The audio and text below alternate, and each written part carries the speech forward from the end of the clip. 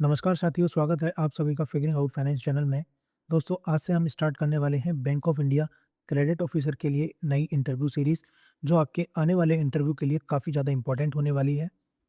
दोस्तों, जो लोग मुझसे पहली बार जुड़ रहे हैं, आप उससे पहले मेरी कई इंटरव्यू सीरीज़ की प्लेलिस्ट चेक कर सकते हैं। उसमें आप कमेंट सेक्शन और व्यूज़ चेक कर सकते हैं। मैं ऐसे ही हर इंटरव्यू के लिए एक वीडियो सीरीज़ लेके आता हूँ, जिनको मैं क्वेश्चन एंड आंसर की फॉर्म में कवर करता हूँ। दोस्तों, ये वीडियो भी क्वेश्चन एंड आंसर की फॉर्म में है।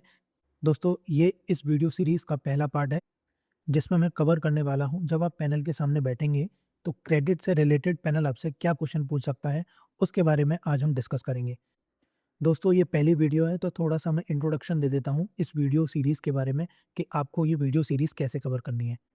दोस्तों, सबसे पहले इस वीडियो सीरीज़ को मैं 2 पार्ट में कवर करने वाला हूँ। ये पार्ट 1 है, जिसमें 8 सेट होंगे। हर सेट आपके क्रेडिट ऑफिसर इंटरव्यू से रिलेटेड है, यानी पैनल आपसे क्या क्वेश्चन पूछ सकता है, ऐसे क्वेश्चन मैंने इन सेट में सेलेक्ट किए हैं। हर सेट में लगभग 8 से 9 क्वेश्चन हैं। इन सब की वीडियोज़ आपको इस प्लेलिस्ट में मिल जाएँगी। आप इस प्लेलिस्ट को सेव करके अपने पास रख लीजिएगा। दोस्तों, ये था पार्ट 1। इसके अलावा दोस्तों, ये है पार्ट 2 की वीडियो सीरीज़। दोस्तों, ये वीडियो सीरीज़ में 41 सेट हैं, लेकिन आपको सारे नहीं देखने, क्योंकि ये जो सीरीज़ बनाई गई है, ये बेसिक टू एडवांस है। यानी कि आप अगर इंटरनल प्रमोशन या कोई भी बैंकिंग इंटरव्यू देने वाले हैं, तो ये बैंकिंग इंटरव्यू मास्टर सीरीज़ आपके लिए बहुत ज़्यादा इम्पोर्टेंट है।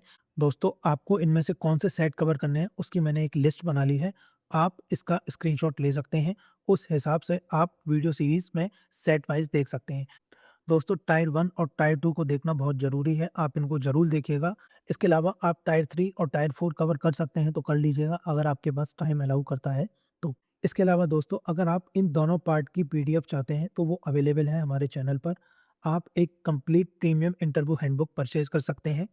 इस प्रीमियम इंटरव्यू हैंडबुक को कैसे परचेज़ करना है, उसके लिए एक कमेंट सेक्शन में एक लिंक पिन है। आप उसमें जाके देख सकते हैं कि आप इस इंटरव्यू हैंडबुक को कैसे परचेज़ कर सकते हैं। दोस्तों, मोस्ट इम्पोर्टेंट चीज़ ये है कि जो भी मेरा कंटेंट है, वो कॉपीराइट एक्ट के अंदर है। आप इसको शेयर नहीं कर सकते, ना ही आप किसी के साथ शेयरिंग में खरीद सकते हैं। दोस्तों, ध्यान रखिएगा, काफ़ी मेहनत लगती है एक इंटरव्यू सीरीज़ को बनाने में, तो मैं चाहता हूँ आप ऐसा कुछ ना करें शेयरिंग वाला, आप एक रिस्पॉन्सिबल ऑफिसर की तरह बिहेव करें। दोस्तों, मुझे उम्मीद है आप लोग ऐसा नहीं करेंगे, शेयर नहीं करेंगे मेरा कोई भी कंटेंट। तो चलिए दोस्तों, आज का वीडियो शुरू करते हैं। दोस्तों, वीडियो शुरू करने से पहले मैं आपसे रिक्वेस्ट करूँगा कि आप एक बार इस स्लाइड को ध्यान से पढ़ें। मैं 10 सेकंड का पॉज़ ले रहा हूँ, आप इसको एक बार ध्यान से पढ़िएगा, जिससे आपको पता चल जाए कि आपको मेरी इंटरव्यू वीडियोज़ कैसे देखनी है, क्योंकि आप ऑलरेडी बैंक में हैं, काम कर रहे हैं, आपके पास टाइम की कमी है, तो आप इस वीडियो सीरीज़ को कैसे देख सकते हैं, इसको आप ध्यान से देखिएगा। इसके अलावा दोस्तों, ये दोनों पार्ट, पार्ट 1 और पार्ट 2 आप केवल 8 टू 9 आवर्स में कंप्लीट कर सकते हैं। यानी कि अगर आप 1 हफ्ते में भी ये कवर करना चाहें, डेली 1 आवर निकाल के, तो आप इस वीडियो सीरीज़ को कवर कर सकते हैं। तो चलिए दोस्तों, आज का वीडियो शुरू करते हैं। आज का पहला क्वेश्चन है, suppose you are reviewing a borrower and notice the current ratio has slipped from 1.5 to 1.1 as a credit officer, what would you examine next. चलिए देखते हैं पैनल को एक अच्छा आंसर कैसे दें। सर, सबसे पहले मैं इस फॉल का रीज़न फाइंड करूंगा। मैं चेक करूंगा कि करंट असेट कम हुए हैं या करंट लायबिलिटी बढ़ी है। उसके बाद मैं करंट असेट की क्वालिटी स्टडी करूंगा।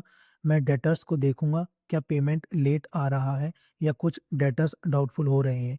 मैं इन्वेंट्री भी चेक करूंगा, क्या ओल्ड या अनसोल्ड स्टॉक एक्यूमुलेट हो रहा है। लायबिलिटी साइड पर मैं देखूंगा कि शॉर्ट टर्म बोरोइंग इंक्रीज हुई है या नहीं, और क्या शॉर्ट टर्म फंड्स को लॉन्ग टर्म नीड्स के लिए यूज़ किया जा रहा है। अगर ऐसा है, तो ये एक वार्निंग साइन है। मैं अकाउंट कंडक्ट, कैश फ्लो और वर्किंग कैपिटल साइकिल को भी रिव्यू करूंगा। मेरा एम ये अंडरस्टैंड करना होगा कि ये एक वन टाइम इशू है या बोरोवर की एक्चुअल रीपेइंग कैपेसिटी में वीकनेस आ रही है। नेक्स्ट क्वेश्चन है, suppose a firm come to you for a working capital limit, but its net profit has been falling for the last 2 year. As a credit officer, how would you assess such a proposal. चलिए देखते हैं panel को एक अच्छा answer कैसे दें।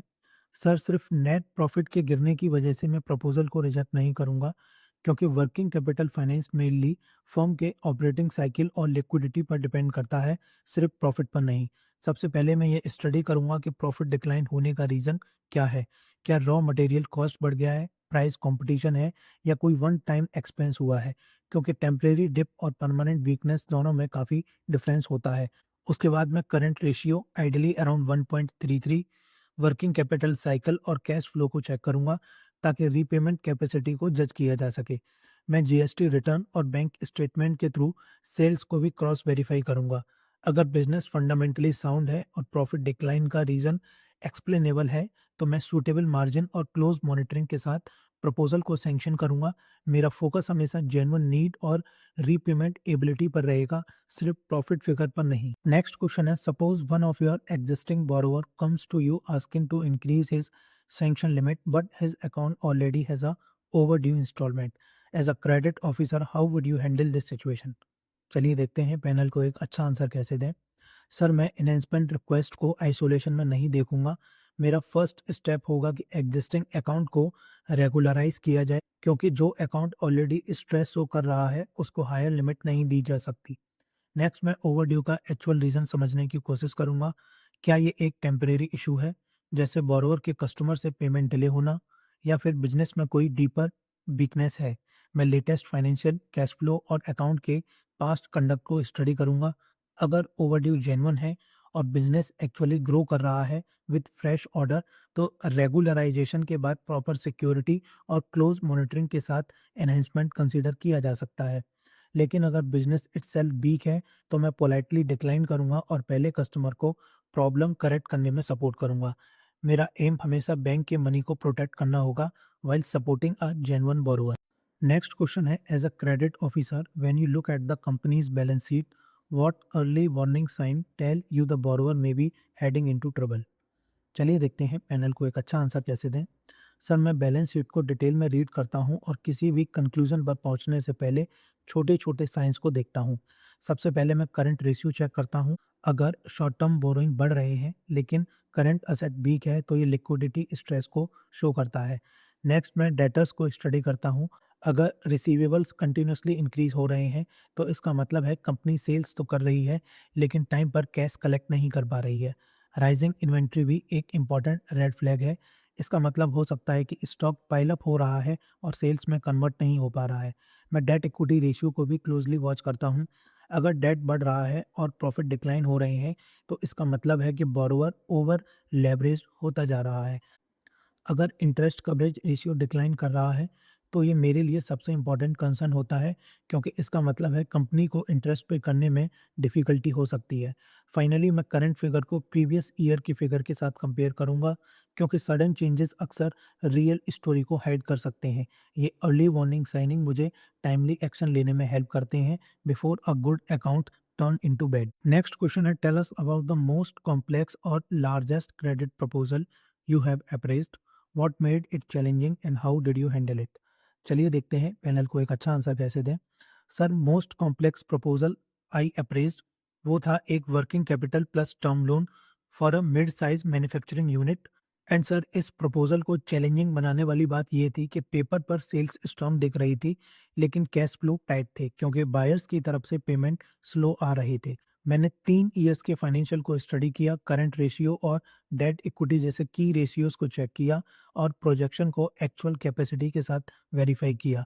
मैं सिर्फ नंबर्स पर फोकस मैंने सिर्फ नंबर्स पर फोकस नहीं किया, कोलेटरल, प्रमोटर बैकग्राउंड और रीपेमेंट एबिलिटी को भी एसेस किया। प्रपोजल को रिजेक्ट करने के इंस्टीड मैंने प्रॉपर ड्राइंग पावर लिमिट और रिसीवेबल की क्लोजर मॉनिटरिंग सजेस्ट की। उसके बाद अकाउंट हेल्दी रहा। इस एक्सपीरियंस से मुझे ये समझ आया कि गुड क्रेडिट अप्रेजल का मतलब सिर्फ बैलेंस शीट के फिगर्स को देखना नहीं है, बल्कि बैलेंस शीट के पीछे एक्चुअल बिजनेस को समझना भी है। नेक्स्ट क्वेश्चन है, every credit officer has one account they wish they read better. Tell us about one that went bad, what did you miss and what did it teaches you? चलिए देखते हैं panel को एक अच्छा answer कैसे दें। Yes sir, पहले मैंने एक स्मॉल ट्रेडर का लोन हैंडल किया जिसकी स्ट्रॉन्ग सेल थी और क्लीन रिकॉर्ड था। मेनली उसके फाइनेंशियल फिगर और कोलेटरल पर फोकस किया और कॉन्फिडेंटली लोन अप्रूव कर दिया। लेकिन 1 साल के अंदर ही अकाउंट स्लिप हो गया, क्योंकि मुझसे सॉफ्टवेयर सिग्नल मिस हो गए थे, क्योंकि उसकी सेल्स का एक मेजर पोर्शन एक सिंगल लार्ज बायर पर डिपेंडेंट था। जब उस बायर ने पेमेंट डिले किया, तो उसका पूरा कैश साइकिल ब्रेक हो गया। मेरी मिस्टेक ये थी कि मैंने नंबर्स पर ट्रस्ट किया, लेकिन एक्चुअल बिजनेस को डीपली चेक नहीं किया। इस एक्सपीरियंस से मैंने ये सीखा कि बोरोवर का एक्चुअल रिस्क समझना बहुत इंपॉर्टेंट है, जैसे बायर कंसंट्रेशन, कैश फ्लो के सोर्सेज और फंड का एंड यूज। सिर्फ फाइनेंशियल स्टेटमेंट देखना इनफ नहीं है। आज मैं अर्ली वार्निंग साइन को रेगुलरली ट्रैक करता हूँ और बोरोवर के साथ रेगुलर टच में रहता हूँ। वो अकाउंट मेरे लिए एक हार्ड लेसन था, लेकिन उस एक्सपीरियंस ने मुझे एक मच मोर केयरफुल और कंप्लीट क्रेडिट ऑफिसर बना दिया। नेक्स्ट क्वेश्चन है, tell us about a time when you had to reject a proposal that everyone else around you wanted approved. How did you handle it? चलिए देखते हैं panel को एक अच्छा आंसर कैसे दें।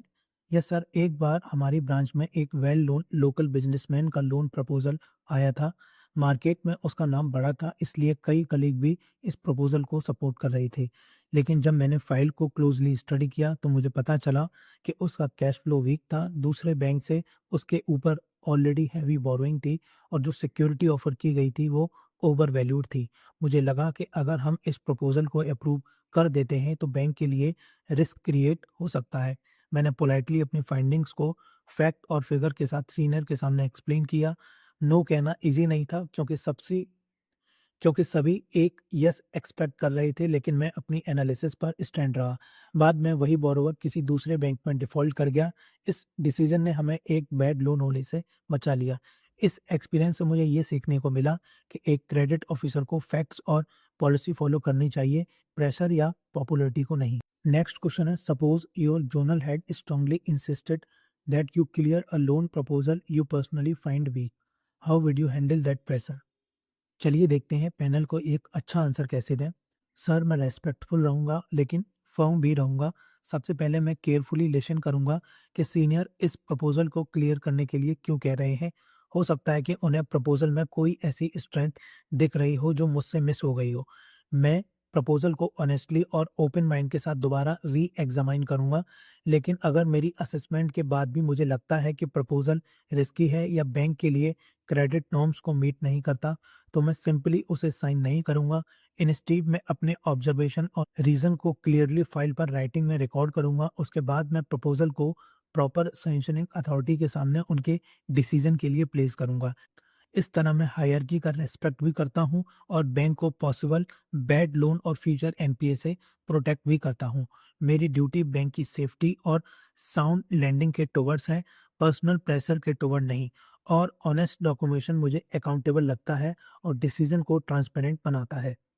आज का लास्ट क्वेश्चन है, suppose a credit proposal has already been recommended by you to the higher authority and then you notice a discrepancy in it, what will you do? चलिए देखते हैं पैनल को एक अच्छा आंसर कैसे दें। सर, जैसे ही मुझे कोई डिस्पेरेंसी नोटिस होगी, मैं ना तो साइलेंट रहूँगा और ना ही उसे हाइड करने की कोशिश करूँगा, क्योंकि ऑनेस्टी बैंक के साथ-साथ मेरी ओन क्रेडिबिलिटी को भी प्रोटेक्ट करती है। मैं इमीडिएटली सैंक्शनिंग अथॉरिटी को रिटन में इन्फॉर्म करूँगा कि एग्ज़ैक्ट एरर क्या है, चाहे वो फिगर्स में हो, डॉक्यूमेंट में हो या असेसमेंट में। उसके बाद मैं पूरे प्रपोज़ल को दोबारा रीचेक करूँगा, मिस्टेक को करेक्ट करूँगा और सैंक्शन होने से पहले रिवाइज्ड फैक्ट अथॉरिटी के सामने प्लेस करूँगा। अगर सैंक्शन ऑलरेडी हो चुका है, तो मैं उसे इमीडिएटली रिपोर्ट करूँगा ताकि करेक्टिव स्टेप अर्ली स्टेज पर लिए जा सकें। सर, एक स्मॉल एरर अगर टाइम पर कैच हो जाए, तो वो फ्यूचर में बैंक को एक बड़े लॉस से प्रोटेक्ट कर सकता है। Sir, as a credit officer मेरा मानना है कि पब्लिक मनी की सेफ्टी और क्रेडिट डिसीजन में ट्रांसपेरेंसी मेरी पर्सनल कंफर्ट से हमेशा पहले आती है। दोस्तों, उम्मीद है आपको वीडियो पसंद आई होगी। अगर आपकी कोई क्वेरी या सजेशन है, तो आप मुझे इंस्टाग्राम या टेलीग्राम पर भेज सकते हैं। उसका लिंक आपको डिस्क्रिप्शन बॉक्स में मिल जाएगा। या आप चाहते हैं कि कोई मैं स्पेसिफिक क्वेश्चन कवर करूं आपके bank of India credit officer interview के लिए, तो वो भी आप मुझे भेज सकते हैं। मैं उसको नेक्स्ट वीडियो में या शॉर्ट वीडियो में कवर ज़रूर करूँगा। और दोस्तों, आने वाली वीडियोज़ की अपडेट के लिए आप टेलीग्राम चैनल ज़रूर जॉइन कर लीजिएगा। उसमें मैं सारी इन्फॉर्मेशन आपको देता रहूँगा। तो चलिए दोस्तों, आज का वीडियो यहीं एंड करते हैं। Thanks for watching and all the best for your interview.